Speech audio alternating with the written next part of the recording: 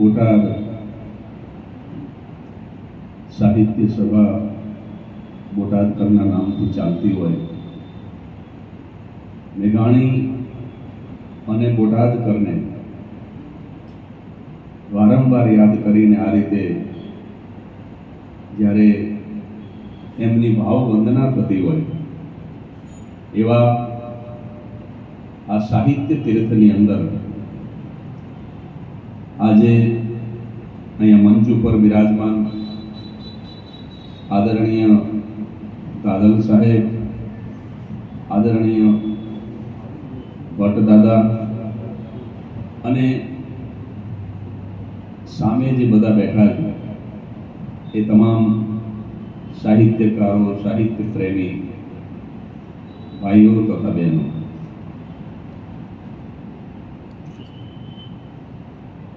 ખાચર સાહેબની લાગણી મને તમારા સુધી લઈ આવી છે. ગઈકાલે ખાચર સાહેબ અને આનંદભાઈ એ મળ્યા અને આ એક સરસ મજાનો ઉપક્રમ બહુ શોર્ટ નોટિસની અંદર ગોઠવાઈ ગઈ. હું તમારી સામે થોડી મિનિટો મને જે કંઈ ઉપરથી ઉતરે એ તમારી સામે હું રજૂ કરવાનો પ્રયાસ કરીશ.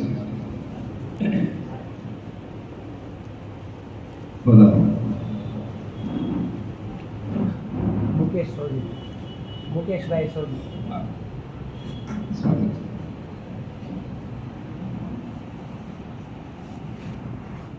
તમે આમ તો મુક્ત રીતે વિહરવાની છૂટ આપી છે, નહીતર તમે કોઈ મને વિષય આપી દીધો તો હું એ વિષય ઉપર મારું વક્તવ્ય રજૂ કરવાનો પ્રયાસ કરત. પણ હવે ભાઈ એમ કહ્યું છે તમને જે મોજ આવે તે, એટલે હું મારી રીતે જે કંઈ મને યાદ આવે, મારે જે કંઈ મને અત્યારે બોલવાનું મન થાય થોડી વાતો તમારી સામે મૂકીશ. પણ અત્યારે જ તરન્નુમની અંદર એક સરસ મજાનું એ તરન્નુમ મારા દિમાગમાં સેટ થઈ ગયું. એણે જે પંક્તિ રજૂ કરી, હું એ જ તરન્નુમની અંદર મારા વક્તવ્યની શરૂઆત કરું. સંગીત મારો બહુ વિષય નથી, પણ મને ગમ્યું જે એમણે એક મુક્તક રજૂ કર્યું. નાઝીર દેખૈયાની એક ગઝલ છે અને એ પણ આ જ બંધારણની છે. ખુશી દે જે જમાનાને મને હરદમ રુદન દેજે, મને હરદમ રુદન દેજે. કવિ શું માગે છે સાહેબ? કવિ એની શું વ્યાખ્યા કરીએ હું તમે કવિની? એક કવિની તાકાત તમે જુઓ કે ખુશી દેજે જમાનાને મને હરદમ રુદન દેજે, મને હરદમ રુદન દેજે. અવરને આપજે ગુલશન, મને વૈરાન વન દેજે, મને વૈરાન વન દેજે. બીજાનું એને ભલું ઈચ્છ્યું અને દુઃખ પોતાની પાસે રાખ્યું અને પરને અવરને સુખ આપવાની વાત કરી. તમે જુઓ આ કેવી મજા છે. હું મુક્તિ કેરો ચાહક છું, મને બંધન નથી ગમતા. હું મુક્તિ કેરો ચાહક છું, મને બંધન નથી ગમતા. કેવું સરસ ઉદાહરણ આપ્યું.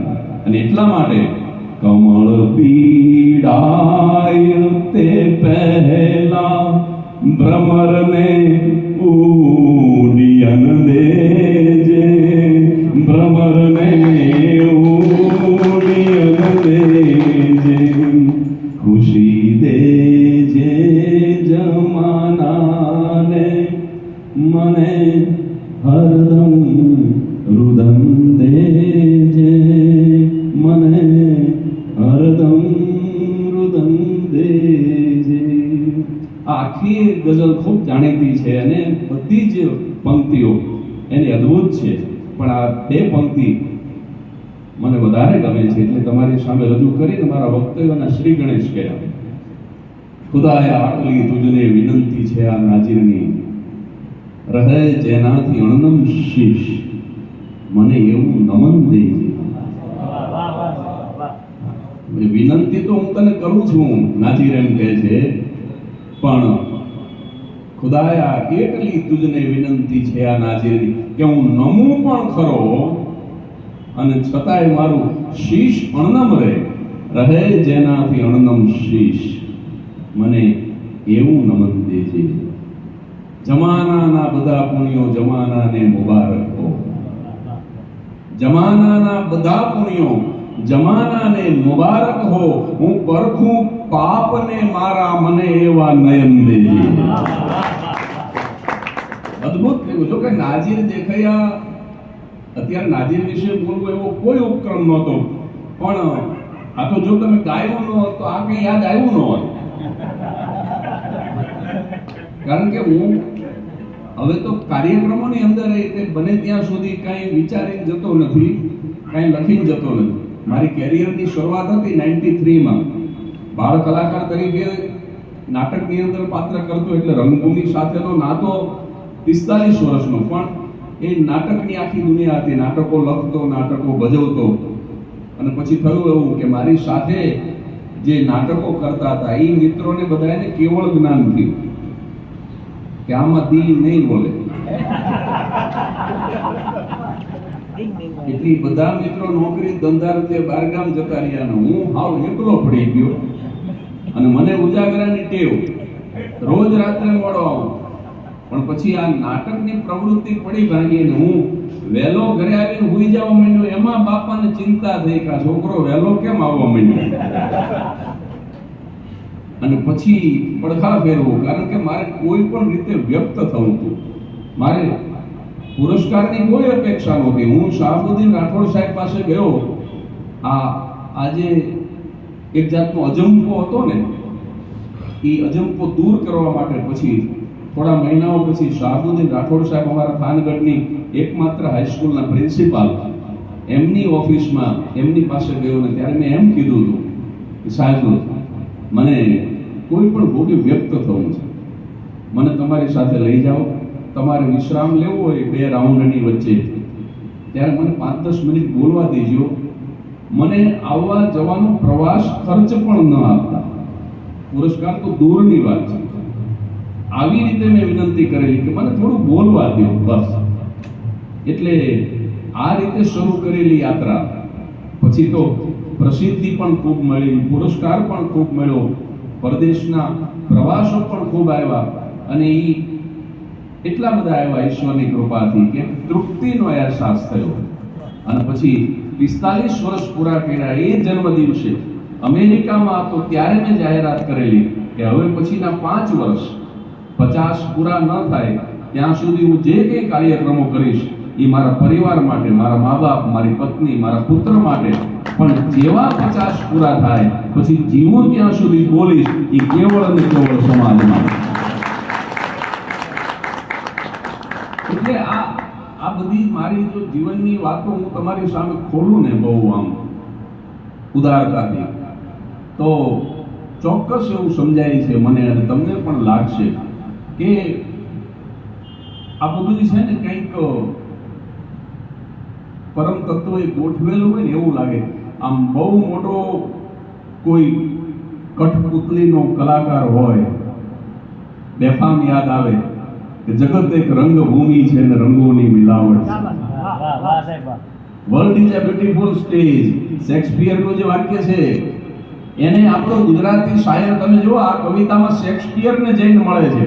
એના કરતા જરાય ઉતરતો નહીં બેફામ કે જગત એક રંગભૂમિ છે ને રંગોની મિલાવટ છે, બધાનું છે જીવન નાટક, બધાએ માનવી નટ છે અને અહીં દેખાય છે જે દ્રશ્ય એ જૂઠી જમાવટ છે, બને છે જે બનાવો એ બધા કેવળ બનાવટ છે અને હકીકતમાં જુઓ તો ભૂમિકા નકલી કરે છે સૌ, બીજા તો શું ખુદની જાતને પણ છેતરે છે. આ બેફામની વાત. એટલે મારા જીવનના પ્રસંગો હું મારી જીવનની ડાયરીના પાનાઓને જે લખાઈ ગયેલા અથવા તો વંચાઈ ગયેલા પાનાઓને આમ પાછા રિવાઇન્ડ કરું ને ત્યારે મને એવું લાગ્યા કરે કે બહુ મોટો કોઈ કઠપુતલીનો કોઈ પપેટ શોનો કોઈ આર્ટિસ્ટ એ આમ જાણે રમાડતો હોય ને આપણને કે હવે તારે આ સ્ટેપ ભરવાનું છે, હવે તારે આ બધું ગોઠવેલું હોય એવું લાગે. પદ્મશ્રી ભીખુદાનભાઈ એક પંક્તિ બોલે છે કે મારા પ્રભુને એટલે હું ગમું છું કે એને જેમ રમાડ્યો એમ હું રમ્યો છું. એટલે ઈશ્વરે મને જેમ રમાડ્યો એમ હું રમ્યો છું. નાટક કરતો તો આ રીતે નાટક પડી ભાંગ્યા પછી વ્યક્ત થવું હતું. કોઈ પ્રસિદ્ધિ, કોઈ પુરસ્કાર, એની કોઈ ખેવના વગર શાહબુદ્દીન રાઠોડ સાહેબ પાસે ગયો, એમની આંગળી પકડી અને મુંબઈની અંદર પહેલો કાર્યક્રમ ઓબેરોય હોટલની અંદર હર્ષદ મહેતાના યજમાન પદે, શેર બજારનું બહુ મોટું નામ એ જમાનામાં, અત્યારે તો એ હયાત નથી પણ બિગ બુલથી ઓળખાય, એ હર્ષદ મહેતાનો કાર્યક્રમ હતો અને એમાં મને શાહબુદ્દીન સાહેબ લઈ ગયા અને મને 500 રૂપિયા આપ્યા. કાર્યક્રમ પૂરો થયો. એ તો મારો ફ્લોપ શો હતો.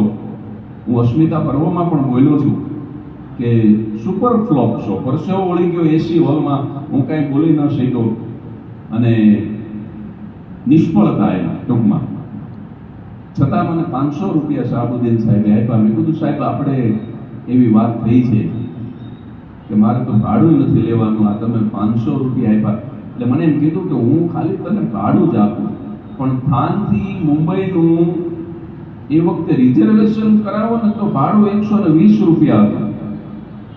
ખાખી ટિકિટ લંબચોરસ એની પાછળ લખી દે હાથેથી કે S9 બર્થ નંબર 26 એવું પાછળ લખી દે. આગળ મુંબઈ, થાન મુંબઈ એવી છાપેલી પૂંઠાની ખાખી રંગની ટિકિટ આપણે બધાએ જોઈ છે. એમાં 120 રૂપિયામાં એ રિઝર્વેશન સાથે સ્લીપર કોચમાં મુંબઈ લઈ જતા એ વખતની વાત છે. એટલે 240 રૂપિયાનો ખર્ચ થયો હતો અને 260 રૂપિયા નફો થયો હતો, પુરસ્કાર મેળવ્યો હતો એમાંથી. એ સમયથી આ યાત્રા શરૂ થઈ અને અહીં સુધી પહોંચી. એટલે વાત હું એ કરતો હતો કે આ બધું આ રીતે ગોઠવાતું જતું હોય છે. અને નાઝીર વિશે બોલવાનું જ નહોતું, પણ આ જો ગાયું ન હોત ભાઈ તો નાઝીર મને યાદ ન આવ્યો હોત. અને નાઝીરે જે ઈશ્વરને કીધું છે એક નાઝીરની ગઝલ બીજી પણ મને બહુ ગમે છે. ખુશીદે જે જમાના ને એ તો બહુ જાણીતી છે, બધા ગાયકોએ ગાઈ છે, પણ એક બીજી ગઝલ પણ નાઝીરની હું તમારી સામે રજૂ કરું. એમાં મને એવું લાગે છે, તમે સાહિત્ય પ્રેમી છો, સાહિત્યકારો છો, સાહિત્ય સર્જકો છો, કદાચ ખોટો પણ હોવ, પણ મને એવું લાગે છે મેં અત્યાર સુધી જે કવિતાઓ વાંચી આપણી માતૃભાષામાં, એમાં કદાચ આનાથી વધારે સારી ઉપમા પ્રિયતમા માટે કોઈ કવિએ આપી હોય એવું મેં તો નથી વાંચ્યું છે. એ પંક્તિ મારે તમને કહેવી છે, અણમોલ હીરા જેવી પંક્તિ. ખુશીથી કોઈને જ્યારે મરી જવાની ઈચ્છા થઈ, ખુશીથી કોઈને જ્યારે મરી જવાની ઈચ્છા થઈ તો ત્યાંથી કાળને પાછા ફરી જવાની ઈચ્છા થઈ. આ એનું મુખડું છે. પણ હવે સાંભળજો સાહેબ, આ નાઝીર અતુલભાઈ, આનાથી વધારે તમે શું કલ્પના કરો તમારી માસુકા માટે, તમારી પ્રિયતમા માટે? આ ગઝલની અંદર એને એક પંક્તિ લખી છે. કવિ સમુદ્રની અંદર સૂર્યાસ્તના સમયે સંધ્યા ટાણે પોતાની પ્રિયતમા સાથે નૌકા વિહાર કરે છે અને એમાં અચાનક એવું બને છે કે સમુદ્રના મોજાઓ ઉછળા અને એની પ્રિયતમા જે બેઠી હતી એના પગમાં આવીને પડ્યા. સમુદ્રના મોજા, થોડું પાણી એ પ્રિયતમાના પગ પખાળે છે અને નાજીરે કલમ ઉપાડી. સાહેબ તમે જો, આનાથી વધારે મને નથી લાગતું કે આપણે ઉપમા આપી શકીએ. હવે સાંભળજો, આ મેં તમને મોકળું કીધું અને એના પછીનો શેર કે ખુશીથી કોઈને જ્યારે મરી જવાની ઈચ્છા થઈ તો ત્યાંથી કાળને પાછા ફરી જવાની ઈચ્છા થઈ. પડ્યા મોજાઓ નૌકામાં, ચરણને સ્પર્શ્યા એના. પડ્યા મોજાઓ નૌકામાં અને ચરણને સ્પર્શ્યા એના. શું સાગરને ભવસાગર તરી જવાની ઈચ્છા થઈ? શું સાગરને ભવસાગર તરી જવાની ઈચ્છા થઈ? નહીતર મારી પ્રિયતમાના પગમાં પડે નહીં. પણ મને એવું લાગે છે કે સાગરને ભવસાગર તરી જાવ છે, એટલા માટે સાગર એના ચરણ સ્પર્શ કરે છે. સાહેબ કલ્પના તો જુઓ તમે, આ કવિત્વ છે, આ એક કવિની તાકાત છે. આ ભૂમિકા સરસ બંધાઈ ગઈ છે. એટલે હું કહું કે બે કવિને તમે ભાવવંદના કરવા માટે, બે કવિનું સતત ગુણાનુવાદ કરવા માટે, એક અહીંના જ દામોદર બોટાદકર અને એક આપણું રતન કહી શકાય, ઝાલાવાડનું નહીં, ગુજરાતનું નહીં, સમગ્ર હિન્દુસ્તાનનું એવા રાષ્ટ્રીય શાયર ઝવેરચંદ મેઘાણી, અને તમે જે વારંવાર મળો છો તો આ કવિની તાકાત તમે જુઓ, કેવી સરસ કલ્પના કવિ કરી શકે. અમારે બચુભાઈ ગઢવી, ભરવાડના લોકવાર્તાકાર, એ જ્યારે લોકવાર્તા માંડતા ને તો ક્ષત્રિયો આમે બેઠા હોય. હમણાં કેમ ખાચર સાહેબે કહ્યું કે અહીંયા જે દાદલ બાપુ બેઠા છે તો એ આ શહેરનું જેમણે તોરણ બાંધ્યું એમના વંશજ છે.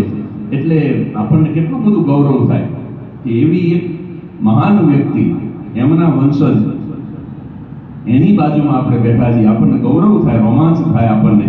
પણ બચુ બાપુ જ્યારે તમારા જેવા કોઈ પ્રતાપી અને મહાન ક્ષત્રિયના વંશજો સામે બેઠા હોય ને, ત્યારે અમારા બચુ બાપુ કાયમ જાહેરમાં કહેતા કે ભલે એ તમારા પિતા હતા, એ તો થોડું આમ બોલતા એવું કે તમારો બાપ હતો એમ બોલતા, પણ હું થોડું વિવેકથી કહું, પણ એ એમ કહેતા કે ભલે એ તમારા પિતા હતા જે અત્યારે હયાત નથી, ગુજરી ગયા છે, પણ એ તમારા બાપને અમે કવિઓએ જીવતો રાખ્યો છે. કારણ કે તમારા પિતાની વાર્તાઓ કરી, તમારા પિતાની કવિતાઓ લખી અને એ સમાજની સામે સતત બોલી અને એ મૃત્યુ પામેલા, સ્વર્ગસ્થ થયેલા તમારા પિતૃઓને અમે કવિઓએ જીવતા રાખ્યા છે. એટલે કવિ તમે જુઓ, માણસ કદાચ હયાત ન હોય તો પણ એને મરવા ન દે તો એ કવિ છે ને, એ ભારે ત્યાં સુધી માણસને જીવતો રાખી શકે. અહમદ મકરાણીનો એક શેર ઉપલેટાના મને બહુ ગમે છે કે કવિની શું તાકાત હોઈ શકે કે નીકળશે એક બે હરણા કવિના પોસ્ટમોર્ટમમાં. કવિ ગુજરી જાય અને જો એનું પીએમ કરો તો અહમદ મકરાણી એમ કહે છે કે એમાંથી શું નીકળશે? તો કે નીકળશે એક બે હરણા, કવિના પોસ્ટમોર્ટમમાં નીકળશે કંઈક ચાંદરણા, કવિના પોસ્ટમોર્ટમમાં. અને હવે પછીની પંક્તિ સાંભળજો કે તડપતી પ્યાસ એના હોઠ પર હરદમ ભલે રહેતી. ભલે આખી જિંદગી એ ગરીબ ગુજરાન કરીને જીવો હોય, એક તડપતી પ્યાસ લઈને જીવો હોય, પણ એના પીએમમાં શું નીકળશે જો કવિ હોય તો કે તડપતી પ્યાસ એના હોઠ પર હરદમ ભલે રહેતી, નીકળશે સેંકડો ઝરણા કવિના પોસ્ટમોર્ટમમાં, નીકળશે સેંકડો ઝરણા કવિના પોસ્ટમોર્ટમમાં. એટલે એક કવિની વંદના કરવા માટે આમ તો આપણે ભેગા થયા છીએ. હું તો અહીંયા આવી ચડ્યો, મારું સન્માન કર્યું એ તમારો વિવેક છે. બાકી તો આપણે, હું ને તમે બધા જ બોટાદકર, મેઘાણી અને આવા જ કોઈ નાજીર કે બેફામ, આવા જ કોઈ કવિનું સ્મરણ કરવા માટે, શબ્દના ઉપાસકની વંદના કરવા માટે હું તમે ભેગા થયા છે. અમે કવિઓની રમૂજે કરી છે, એવું નથી, નિર્દોષ રમૂજ અમે કવિઓની પણ કરી છે. એક ગામમાં મારો કાર્યક્રમ હતો, આગળ સરપંચ બેઠા હતા. તો મેં સરપંચને કીધું, મેં કીધું તમારા ગામમાં આવડા મોટા કવિ રહે છે, એના માટે થઈને ગામ લોકોએ શું કર્યું? તો મને કે એમને ગામમાં રહેવા દીધા.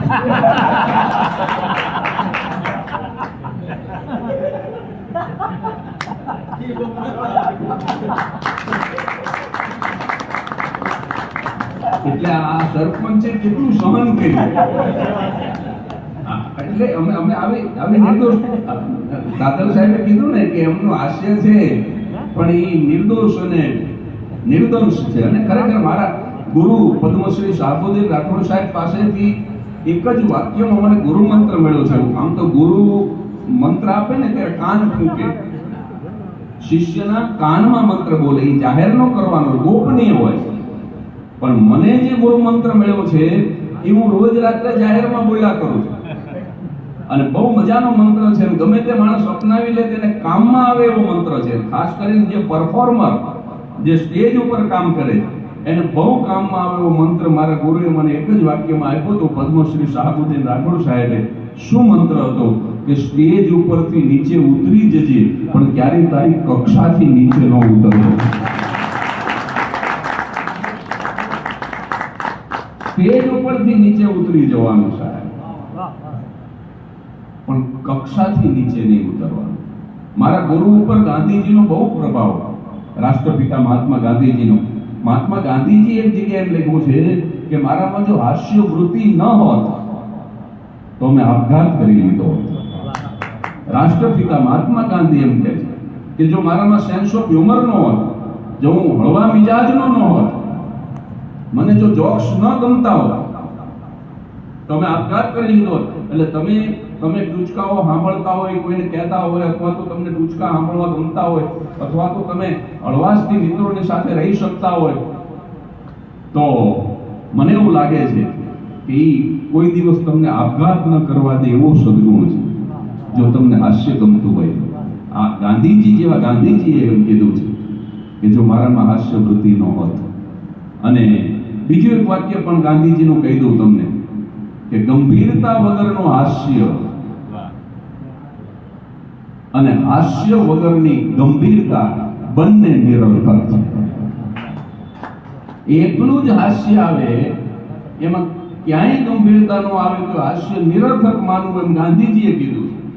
અને એકલી જ ગંભીરતા હોય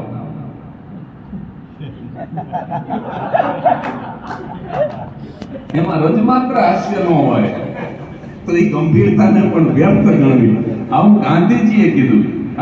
આપણા ધર્મ જગતના માણસો ઘણી વખત બહુ આમ ગોળ ગંભીર હોય, દાંત જ ન કાઢે, કોઈને દાંત કાઢવા જ ન. પણ ખરેખર ગાંધીજીના મતે, પછી ધર્મ જગતના હોય, રાજકારણના હોય, સાહિત્ય જગતના હોય, કે પછી કોઈ પણ ઉદ્યોગ કે શિક્ષણ, કોઈ પણ વ્યવસાયના હોય સાહેબ, એની અંદર હાસ્ય વૃત્તિ પણ હોવી જોઈએ. તમે ઘરેથી ઝઘડો કરીને ગયા હોય ને પછી ઈ રિએક્શન તમારા ચહેરા ઉપર લઈ અને પછી તમે તમારા ક્લાસરૂમમાં પ્રવેશો સાહેબ, તમારા 50 વિદ્યાર્થીઓની સામે તમે એવો ચહેરો લઈ અને એવો મિજાજ લઈને પ્રવેશો, એ એક્શન જે તમારા ઘરે થઈ છે એનું રિએક્શન તમારા વિદ્યાર્થીઓ ઉપર આવે તો એ શિક્ષણને ભાર વગરનું ન બનાવી શકે છે.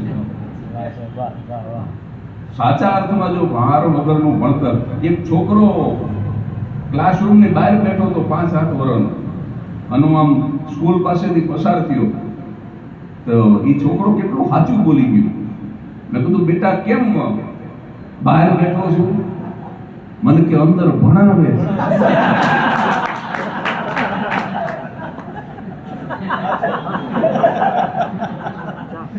કારણ કે અહીંયા શિક્ષકો પણ બેઠા છે એટલે કહી દઉં સાહેબ, વિદ્યાર્થીને ભણાવવાના છે જ નહીં. તમે ભણાવવામાં વ્યસ્ત થઈ ગયા, એમાં ગોટાળો થયો. આજે ઉહાપો છે ને એ ભણાવવા માંડ્યા, એનો તમારી અંદર જે છે એ નાખવાનો તમે પ્રયાસ કરો છો. નહીં સાહેબ, એની અંદર જે છે એ બહાર કાઢવાનો પ્રયાસ કરો. તમને જે આવડે છે એ તમારે એની અંદર નાખી દેવું છે. એમાંથી આ બધા જે વિદ્યાર્થીઓ આપઘાત કરે છે એના પાયામાં શિક્ષક પાસે જે છે 200-250 ગ્રામ ઈ ઓલામાં ઘુસાડી દેવું નહીં સાહેબ.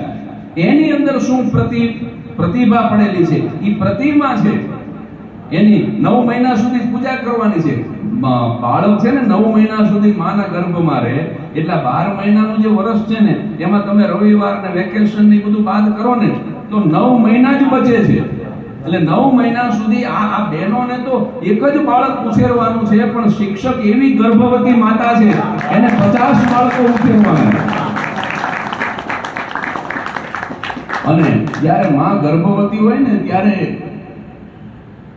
મારે આ ખવાય આ ન ખવાય, મારે આ વંચાય આ ન વંચાય, મારે આવી રીતે બેસાય આમ ન બેસાય, એ દરેક ક્રિયાઓનું ધ્યાન રાખે છે.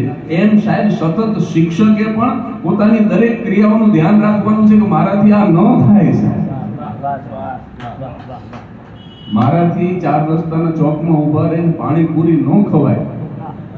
એ ખાવી હોય તો ઘરે લઈ આવવી પડે કાં તો ઘરે બનાવવી પડે, કારણ કે 50 બાળકો ગર્ભમાં છે. જો એક જ બાળકની માતા આટલી બધી કેરફુલ હોય તો આપણે તો 50 બાળકો. એટલે એ છોકરો બહુ સાચું બોલી ગયો, એ કે અંદર ભણાવે છે. શાહબુદ્દીન રાઠોડ સાહેબનો પ્રોગ્રામ રાખવા વર્ષો પહેલા મુંબઈથી એક ભાઈ રૂબરૂ આવ્યો, અને એ વખતે તો એ પ્રિન્સિપાલ નહોતા. પ્રિન્સિપાલની ઓફિસમાં જઈને કીધું કે મારે વનેચંદના વરઘોડા વાળા શાહબુદ્દીન રાઠોડનો પ્રોગ્રામ રાખવો છે, અહીંયા ભણાવે છે. તો કે આ એક જ હાઈસ્કૂલ છે, અહીંયા જ હોય ને. તો કે કયા ક્લાસમાં છે?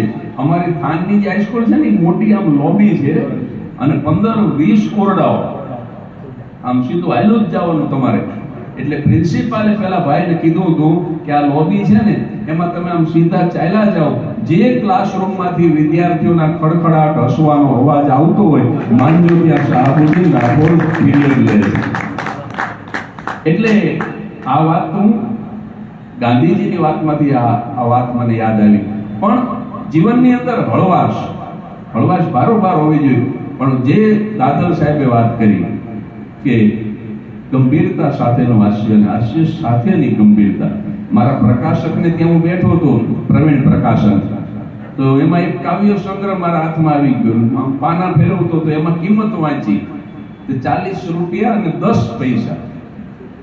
એટલે મેં ગોપાલભાઈને પૂછ્યું, મેં કીધું આ 40 રૂપિયા મેળે ન રખાય તો મને કે કવિને શું દેવું?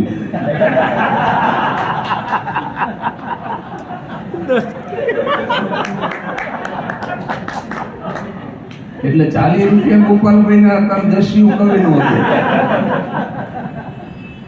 એટલે આવી કવિઓની રમૂજ ખૂબ કરી. હમણાં એક નવોદિત કવિ મને મળ્યો, મને કે મારો પ્રથમ કાવ્ય સંગ્રહ પ્રગટ થયો. મેં કીધું બહુ સરસ, કઈ વેચાણ થયું? મને કે આ ઘરનું ફર્નિચર વેચાઈ ગયું. કારણ કે ઈ બાવો થઈ ગયો.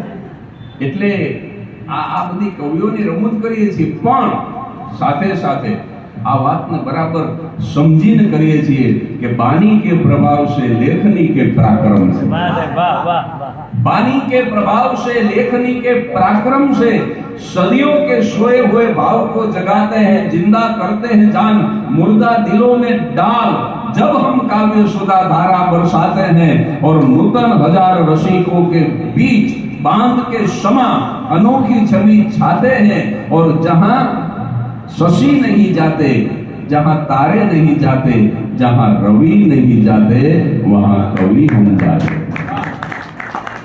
જ્યાં ચંદ્ર ન જઈ શકે, જ્યાં સિતારા ન જઈ શકે, જ્યાં સૂર્ય ન જઈ શકે, ત્યાં કવિ એમ કહે છે કે અમે પહોંચી જઈએ.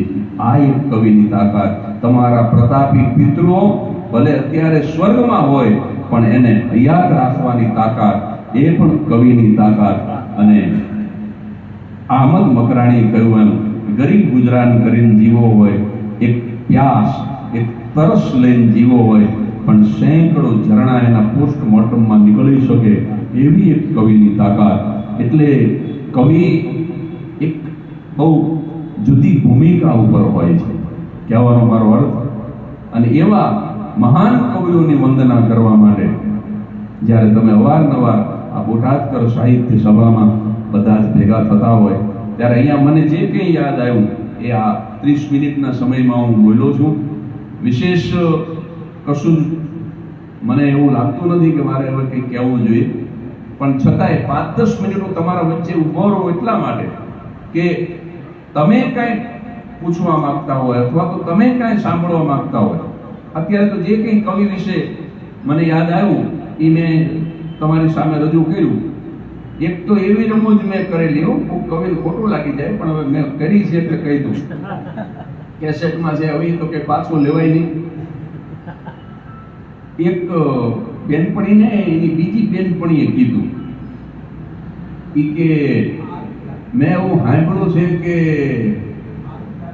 તારું જે હકપણ થયું એ ચોર છે.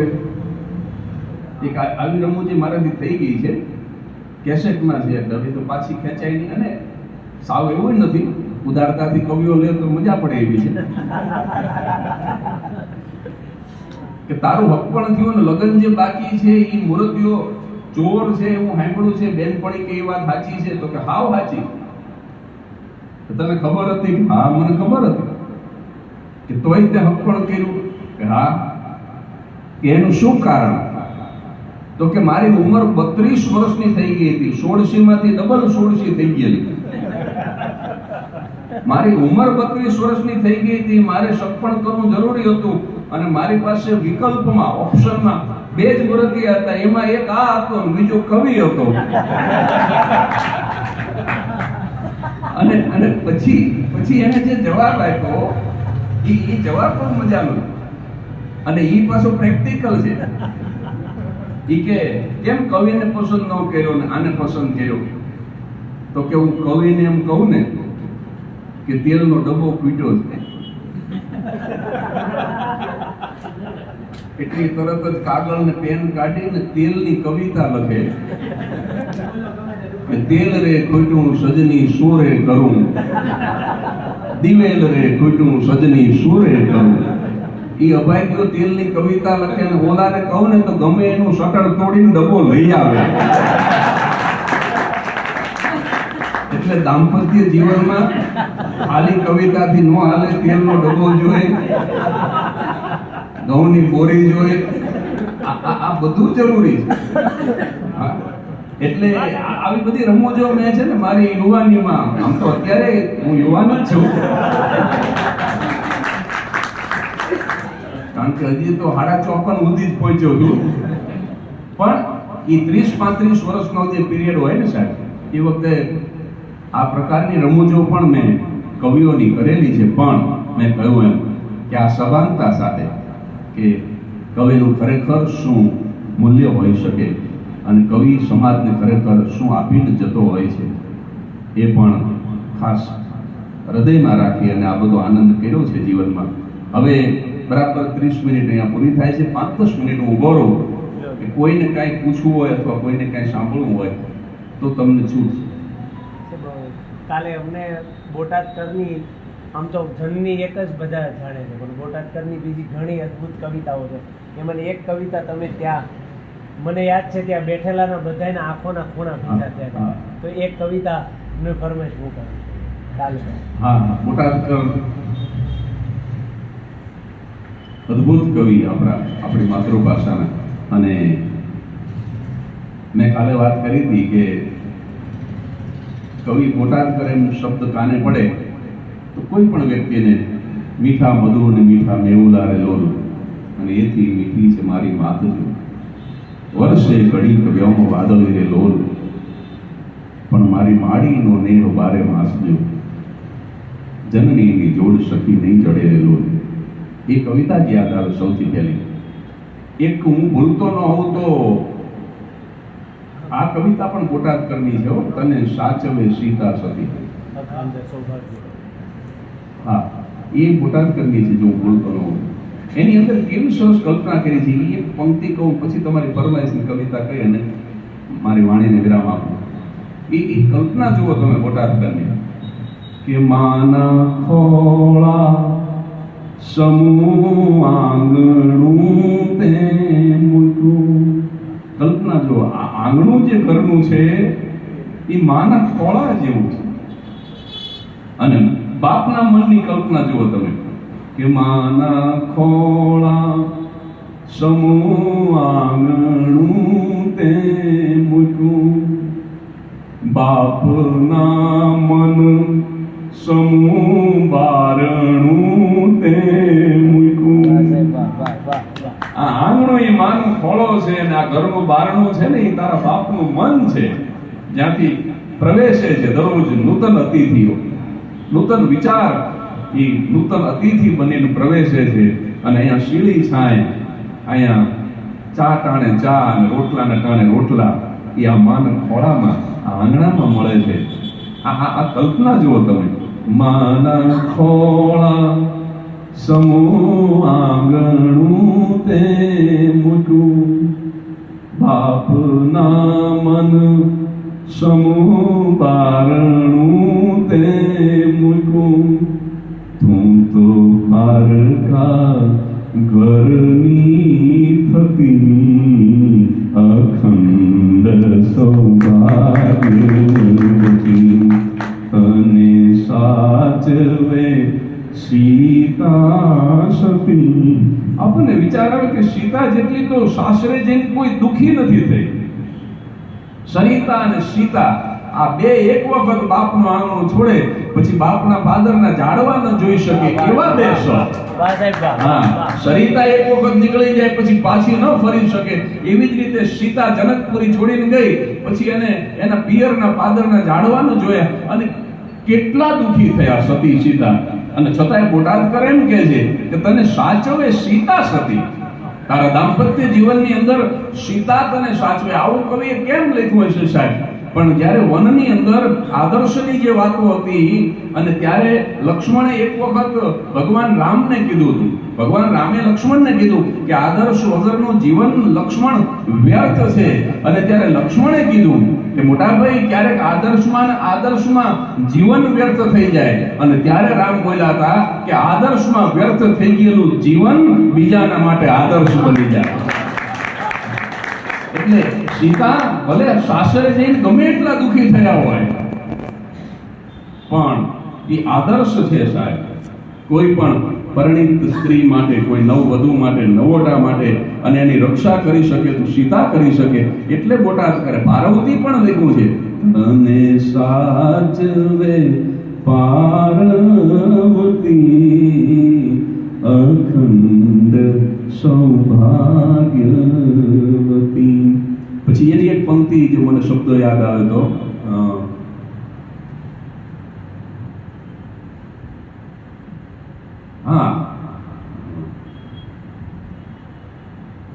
તારી પ્રીતિએ પૂજાનું રૂપ ધર્યું. તારી પ્રીતિ છે એ પૂજા બની ગઈ તારા સાસરે. તારી પ્રીતિએ પૂજાનું રૂપ ધર્યું, ઘરને એક મંદિર તેજ કર્યું. અને દીકરીને ક્યાં બેસાડી બોટાદ કરે કે ઘરને એક મંદિર તેજ કર્યું. અને એ મંદિરમાં એમાં તું જ બની મૂર્તિ અખંડ સૌભાગ્યવતી, અને સાચવે સીતા સતી અખંડ સૌભાગ્યવતી. આવી કવિતાઓ લખનાર બોટાદકરની મને બહુ ગમતી કવિતા કહું ભાઈની ફરમાઈશ ઉપર. કાલે જ હું તો જો કે બોલ્યો તો, માતૃ ગુંજન આ કાવ્યનું શીર્ષક છે. માની કેવી વેદના હોય છે. દીકરીને વળાવતી માં ત્યારે ગામને પાદર સાંજનું ટાણું હોય, સુરત નારાયણ માં રણાદેના ઓરડે જવા ઉતાવળા થયા હોય અને આખું ગામ એ ગામને પાદર ભેગું થયું હોય અને આ દીકરીને વળાવતા હોય એના પિયરિયા. બધાએ જે જાનમાં આવ્યા હોય, જમાઈથી માંડીને, વરરાજાથી માંડીને, વેવાઈથી માંડીને અને નાનામાં નાના જાને આને દીકરીના બાપે પોતાની શક્તિ મુજબ પહેરામણી આપી દીધી હોય, એ આપ્યા પછી એ પાઘડી ઉતારીને વેવાઈના પગમાં મૂકીને દીકરીનો બાપ પગે લાગ્યો હોય કે આમાં કાંઈ ઓછું અપાઈ ગયું હોય, કાંઈ કચાશ રહી ગઈ હોય તો તમે મોટું મન રાખીને અમને માફ કરી દેજો. તમે મોટા માણસો છો, અમારા જેવા નાના માણસોને મોટું મન રાખીને માફ કરી દેજો. અઢળક આપ્યા પછી એ બે હાથ જોડી અને વેવાઈને પગે લાગતો હોય કે અમારાથી કાંઈ તમારા જેવા મોટા માણસની જાનને સાચવવામાં કાંઈ ભૂલ થઈ ગઈ હોય, તમને કાંઈ આપવામાં ઓછું અપાઈ ગયું હોય તો તમે મોટું મન રાખીને અમારા જેવા નાના માણસોને માફ કરી દીજો. એમ કરીને પાઘડી ઉતારીને પગમાં મૂકીને બાપ પગે લાગ્યો હોય અને પછી દીકરીને વળાવવાનો જ્યારે સમય આવે ત્યારે દીકરી બધાને મળે, પણ બે વ્યક્તિને દીકરીએ સૌથી છેલ્લે રાખ્યા હોય છે, એક એની માં અને એક એનો બાપ. માને જ્યારે દીકરી મળે ત્યારે માના જે વિચારો છે, પરકાયા પ્રવેશ બોટાદ કરે કર્યો છે, બોટાદકર માં બની ગયા. અને જો પુરુષ હોવા છતાં કવિ સ્ત્રી બની શકે, અને માત્ર સ્ત્રી નહીં, એ સ્ત્રીનું પૂર્ણ સ્વરૂપ, કારણ કે સ્ત્રી જ્યાં સુધી માં ન બને ત્યાં સુધી પૂર્ણત્વને ન પામે, તો એક પૂરેપૂરી સ્ત્રી બની શકે કવિ પુરુષ હોવા છતાં. કોઈ માએ કલ્પના નહીં કરી હોય કદાચ, એવી કલ્પના આ બોટાદકરે કરી સાહેબ કે આજ માડી તારા આંગણે રે રોડા રાસડા લેતી, ઈ કાલ અગોચર ભોમ મારે ડગ ધ્રુજતા દેતી. આજે લગ્નના આગલે દિવસે માનવો હોય, એની અંદર દાંડિયા રાસનો રાસ ગરબાનો કાર્યક્રમ હોય તો પોતાના સગા વાલા મિત્રો, પોતાની બહેનો બહેનપણીઓ સાથે જે દીકરી રોડો રાસ લેતી હોય, કવિ એમ કહે છે, અને આ માડીનું આંગણું એટલે માના ખોળામાં રમતી હોય એવી નિર્ભય હોય કે આજ માડી તારા આંગણે રે રોડા રાસડા લેતી, ઈ કાલ અગોચર ભોમ મારે ડગ ધ્રુજતા દેતી. ઈ 24 કલાકમાં તો અજાણ્યા મલકમાં, અજાણ્યા માણસોની વચ્ચે, અજાણ્યા વાતાવરણમાં, જ્યાં અજાણી ભાષા બોલાતી હોય ત્યાં ટૂંકમાં તમામ પોતાનાને મૂકી અને તમામ પારકાઓની વચ્ચે આમ ધ્રુજતી ડગલા દેતી હોય. કાલ અગોચર ભોમ મારે ડગ ધ્રુજતા દેતી, આજ મરી જતી માવડી રે એને કાળજે કાણા. એને વિદાય કરતી વખતે માના કાળજાની અંદર કાણા પડતા હોય એવી વેદના થાય. શું કામ? કે આજ મરી જતી માવડી રે એને કાળજે કાણા, દૂધ ભર્યું હજી તાત મારે એને આપવા આણા. જેના મોઢામાં મારા ધાવણની સોડમ આવે છે, જેના મોઢામાં હજી મારું ધાવણ ગંધાય, હજી તો મારા દૂધની સોડમ આવે એવી મારી ગભરું પારેવા જેવી દીકરીને મારે સાસરે વળાવવાનો સમય થઈ ગયો. આજ મરી જતી માવડી રે એને કાળજે કાણા, દૂધ ભર્યું હજી દાંત મારે એને આપવા આણા. પછી જો બોટાદકરની કલ્પના સાહેબ, માં છે ને પોતાના ગામના, પોતાના પ્રદેશના વિહંગ પક્ષીઓને માં બે હાથ જોડીને વિનંતી કરે છે કે દરરોજ જો ચબૂતરે મેં સાચા હૃદયથી ચણ નાખી હોય અને આજ દિવસ સુધી ક્યારેય તમારી પાસે કાંઈ ન માંગ્યું હોય તો આજે એક લાચાર જનેતા, કારણ કે લાચાર એટલા માટે કે હું મારી દીકરીની સાથે જઈ નથી શકતી, તો એક લાચાર જનેતા, અભાગી જનેતા ઈ આજ મારા પ્રદેશના પક્ષીઓને એક નાનકડી વિનંતી કરે છે કે મારું એક નાનું કામ ન કરો કે શું? કે વાટના વીર વિહંગડા રે એની સોબતે રહેજો. મારી દીકરીનું વેરડું એના સાસરાની દિશામાં જે જઈ રહ્યું છે, તો એ પક્ષીઓ તમે એના ઉપર ધીમે ધીમે ઉડતા જાજો, અને માત્ર ઉડવાનું નથી. વાટના વીર વિહંગડા રે એની સોબતે રહેજો, અને ગીત નવા ગાઈને રે ઊંડી ધીરજ દેજો. એવા સરસ ગીત ગાજો, એવો સરસ કલરવ કરજો મધુર કે મારી દીકરીને ધૈર્ય મળી જાય, મારી દીકરીને ધીરજ મળી જાય. અને એનાથી આગળ પોતાના પ્રદેશના વૃક્ષોને માં વિનંતી કરે છે કે પંથ ઝૂકી રહ્યા ઝાડવા રે દેજો સોડ છાયા. મારી દીકરીનું વેલણું તમારા નીચેથી પસાર થાય ને ત્યારે હે મારા પ્રદેશના વૃક્ષો, તમે થોડાક ઝૂકીને મારી દીકરીને છાંયો કરજો, કારણ કે મારી દીકરી કોઈ દિવસ તડકે પગ નથી મૂક્યો. સાહેબ, આજે પૈ સિંચે ને શ્રીફળના ટુકડા થાય ને ઈ દીકરીને ખોળામાં આપવાના, સાહેબ એનું કારણ ઈ છે, વિદ્વાનોએ એવો અર્થ કર્યો છે કે લાંબો પલો હોય, દૂર સાસરવાટ હોય, બધા જ અજાણ્યા હોય, દીકરીએ કોઈ દિવસ કોઈની પાસે કંઈ માગ્યું ન હોય, ત્યારે આ બાપની વેદના છે સાહેબ. એના બાપને એમ થાય કે મારી દીકરીને રસ્તામાં તરસ લાગશે ને, આજ દિવસ સુધી તો એ પાણી માંગતી એનું દૂધ આપતો, પણ રસ્તામાં તરસ લાગશે, લાંબો પંથ છે, તો મારી દીકરી કોઈની પાસે કઈ માગી નહીં શકે. એ વખતે જો એના ખોળામાં શ્રીફળના ટુકડા પડ્યા હોય ને, તો નાનકડો ટુકડો મોઢામાં મૂકી દે ને, તો મારી દીકરીની તરસ છીપી જાય. આ શ્રીફળના ભાંગીને ભૂકા નથી થતા સાહેબ, આથમણી 10 મોઢું રાખીને રોતા બાપના હૈયાના ભાંગીને ભૂકા થાય. પંથ ઝૂકી રહ્યા ઝાડવા રે દેજો સોડ મુછાયા, એક ઘડીએ કારણે રે મન રાખજો માયા. ઘડી બે ઘડીમાં વેલડું નીકળી જાય છે, થોડાક ચૂકી જાય પાછા હતા એમના થઈ જાય.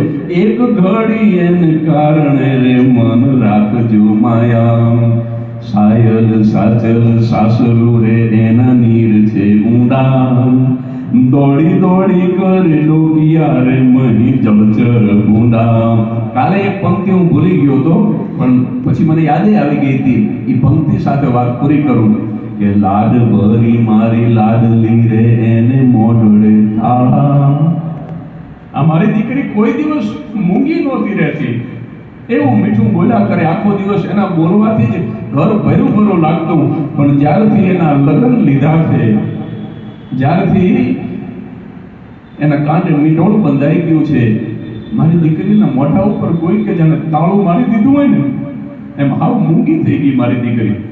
દાદ ભરી મારી લાડલી રે એને મોઢડે તાળા, કોણ પળે પળ પૂછશે રે દુખી જોઈ દયાળા. અહીંયા એને કોણ પૂછશે? અહીંયા તો હું પૂછવા વાળી હતી, પણ આ તો અજાણ્યા માણસોની વચ્ચે જાય છે. માને એમ થાય કે હવે ત્યાં એને દુખી જોઈને કોણ પૂછશે કે તારે શું જોઈએ છે? લાડ ભરી મારી લાડલી રે એને મોઢડે તાળા, કોણ પળે પળ પૂછશે રે દુખી જોઈ દયાળા. આ કવિતા તો બહુ લાંબી છે, પણ સાહેબ હાવ સાચી દીકરીને વળાવતી જનેતા કદાચ આટલી હૃદયના ઊંડાણ સુધી ન જઈ શકે, ત્યાં દામોદર બોટાદકર પહોંચી ગયા. આ એક કવિની તાકાત છે સાહેબ. એટલે કવિ શું ન કરી શકે? એવા કવિની સાહિત્ય સભામાં તમે મને બોલાયો અને અહીંયા મારું સન્માન કર્યું. આટલા પ્રેમથી આટલી મોટી સંખ્યામાં ભરાઈ ગયું બધું, આટલી મોટી સંખ્યામાં તમે બધા આવ્યા અને મને જે કંઈ યાદ આવ્યું એ તમારી સામે મૂક્યું. પણ આટલી સરસ રીતે તમે આ કાર્યક્રમને માણ્યો દાદ આપીને, એના માટે. અને ભાઈ વારંવાર એમ બોલતા હતા કે અમારી સંખ્યા ઓછી છે, સંખ્યા ઓછી છે. મરીઝ સાહેબનો એક બહુ જાણીતો શેર છે કે 2 જણા દિલથી મળે તો એક મજલિસ છે. મજલિસ એટલે સભા. 2 જ વ્યક્તિ હોય, એક વક્તા હોય ને એક શ્રોતા હોય, પણ દિલથી બોલાતું હોય, જો દિલથી એને સાંભળવામાં આવતું હોય તો સભાના સ્વરૂપમાં છે કે 2 જણા દિલથી મળે તો એક મજલિસ છે. મરીઝ દિલ વિના લાખો મળે, અમે એને સભા કહેતા નથી. લાખો માણસો ટ્રેક્ટર ભરી ભરીને લઈ આવો, પણ એને સભા ન કહેવાય, કારણ કે એ તો દિલ વગરના માણસો છે. એટલે અહીંયા દિલવાળા, ભલે 50 માણસો બેઠા હોય, પણ દિલવાળા માણસો બેઠા છે. 50 કરતાં વધારે છે, પણ તમે સાહિત્ય પ્રેમી બેઠા છો, એનો આનંદ છે. અને સાહેબ મેં તો એવું વ્યક્તિગત રીતે રાખ્યું છે, મેં સંખ્યાથી નિસ્બત નથી રાખી, મેં પહેલેથી જ સમજણથી નિસ્બત રાખી. સંખ્યા ચાહે ગમે તેટલી હોય, પણ એમાં સમજદાર માણસનું હોવું જરૂરી છે. એટલે આજે જ અમારા વક્તા મહોદય કથામાં એક મુક્તક બોલ્યા હતા કે ઓરડામાં એકાદ ચિત્ર હોય પૂરતું છે, અને જીવનમાં એકાદ મિત્ર હોય પૂરતું છે. મેળવી લો હાથ ભલે હોય મેલો કે ગેલો, પણ આદમી દિલથી પવિત્ર હોય પૂરતું છે. એટલે સમજદાર માણસ હોય, દિલનો પવિત્ર માણસ બેઠો હોય, એકલો બેઠો હોય તો એની આમે બોલવાની મજા આવે. એટલે અહીંયા ખૂબ, અને એક વસ્તુ તમે સમજી લેજો, કદાચ અહીંયા કોઈ બીજો કાર્યક્રમની જાહેરાત કરી હોત તમે, અને કદાચ એવું બને કે જાહેર મેદાનની અંદર 2-5 હજાર માણસ ભેગું થઈ જાય, એવું બને. જગદીશ ત્રિવેદીની જગ્યાએ કદાચ કોઈ બીજી કળાનો કોઈ બીજો કલાકાર હોય કે બીજા પ્રકારનો કોઈ કાર્યક્રમ હોય, કે એવી કોઈ હિરોઈન કે જે ટૂંકા કપડાં પહેરતી હોય ને ડબલ મિનિંગના સંવાદ બોલતી હોય, હવે એનો ફોટો મૂકી દો તો 10,000 માણસ પોલીસ બંદોબસ્ત બોલાવવો પડે. એ થઈ શકે. ભલે અહીંયા 60-70 માણસ આવ્યું છે, પણ એક વસ્તુ હું વર્ષોથી સમજી ગયો છું મારા ગુરુના પ્રતાપે, કે ચોપાટી ઉપર તો હજારો માણસો જાય, ચંદ્ર ઉપર તો કોક જ જાય.